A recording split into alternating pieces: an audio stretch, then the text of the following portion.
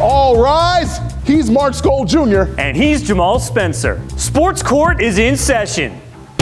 Sports Court, sponsored by the Grand Rapids Gold. The college football playoff rankings came out, and the first ranking this season has the Wolverines at number 3, right behind Ohio State and Georgia. That's a great position, especially considering they still have to play the Buckeyes. However, we're wondering, should the NCAA investigation into Michigan affect their ranking? If you haven't heard, the NCAA is looking into the University of Michigan for multiple infractions. First and foremost, they're being investigated for lying to NCAA investigators. The second investigation into the Michigan football program is all about whether or not they scouted illegally by sending a scout to look at opposition's games.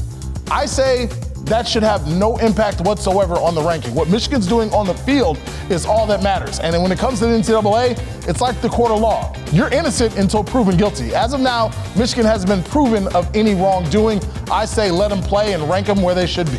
That's the key point. Innocent until proven guilty. Jamal, during this crazy process over the last few weeks of the sign-stealing allegations, we've learned something new every single day of these allegations. Who knows what's going to come out by the final college football playoff rankings in December, and I think Michigan is going to end up being on the wrong side of that stick. I think something's going to happen between now and December where we're going to realize that Michigan was in the wrong and they're going to be in big-time trouble, and the NCAA is definitely not going to allow them to make the college football playoff. It's crazy what's happening, and who knows what else is going to come out with this. You know, Mark, something could happen. Of course, we're hearing about potential analysts being on the sideline at Central Michigan games to watch Michigan State games. They're potentially going to scout the opposition in the Big Ten. All of these maybes out there, all of these things that could happen.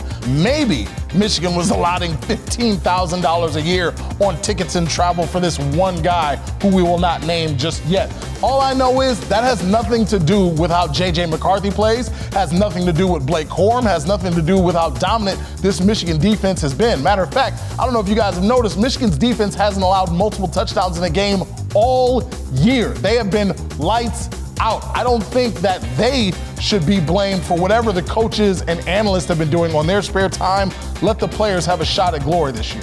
I agree with you on that, Jamal. I think you play who's on your schedule, you play who's on the other side of the field. It's 11 on 11, and it doesn't really matter if you have their signs or not. You still have to be able to move the ball and move the other team at will. The NCAA clearly has a vendetta against the University of Michigan. The fact that these investigations keep popping up, it seems like out of nowhere all the time, and everybody is trying to just get Michigan with whatever way they can. They're trying to figure out something, some way to do it. There's going to be something that's going to break it down. I'm not saying that if that's what should happen. I'm just thinking that what is a possibility that it could happen. And I think it's going to be a tough end here for the season for Michigan due to these allegations.